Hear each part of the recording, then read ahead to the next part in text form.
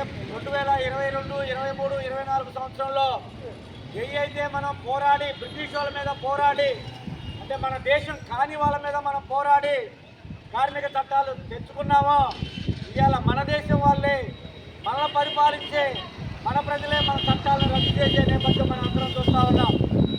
మనం సాధించుకున్న 44 రకాల చట్టాలని అంటే సమాన వేతనం కానివ్వండి, 8 గంటల పని విధానం కానివ్వండి, పోటీ చట్టం కానివ్వండి, గ్రాడ్యుయేట్ చట్టం కానివ్వండి, ఇంకా 44 రకాల చట్టాలని ఈరోజు 4 లేబర్ కోడ్లుగా మార్చేసింది బీజేపీ ప్రభుత్వం.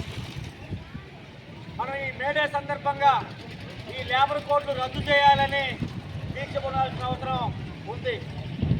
అదేవిధంగా మన రాష్ట్రంలో విశాఖ స్టీల్ ప్లాంట్ మనందరికీ తెలుసు.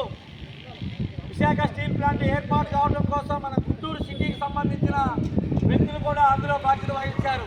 కాబట్టి అమృతరావు గారని గుంటూరు నుంచి విశాఖపట్నం దాకా పాదయాత్ర చేసి అక్కడ జరిగినటువంటి కాల్పుల్లో ఆయన మృతి చెందారు. అమృతరావు గారు ఆయన శిలాఫలకం ఇక్కడే మన ఏసీ కాలేజ్ దగ్గర ఉంది. అటువంటి విశాఖ స్టీల్ ప్లాంట్ని ఈరోజు కేంద్ర ప్రభుత్వం అమ్మడానికి కోసం ప్రయత్నం చేస్తూ ఉంది.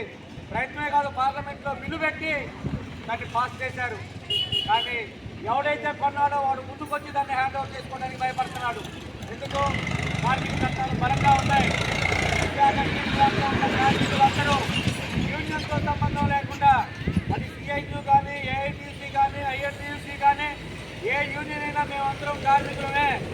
ఈ స్టీల్ ప్లాంట్ ఇతర దేశానికి పోతే మా కార్మికుల భవిష్యత్తు అగోమేతంగా మారుతుందనే ఉద్దేశంతో దాదాపుగా 1280 రోజుల నుంచి అక్కడ పోరాటం చేస్తూ ఉన్నారు. అంటే పార్లమెంట్లో చట్టం పాస్ అయి ఆ చట్టాన్ని అమలు చేయలేకపోతుంది బీజేపీ ప్రభుత్వం, రాష్ట్ర ప్రభుత్వం. అదేవిధంగా మరో ఎగ్జాంపుల్ మీ అందరికీ తెలుసు. దేశ రాజధాని ఢిల్లీ చుట్టుపక్కల రైతులు దాదాపుగా 500 రోజులు పోరాటం చేశారు. ఎందుకు? పండించిన పంట గిట్టుబాటు ధర కావాలి, ఏసీ సౌకర్యాలు అంటే కోల్డ్ స్టోరేజ్ వసతులు కల్పించాలి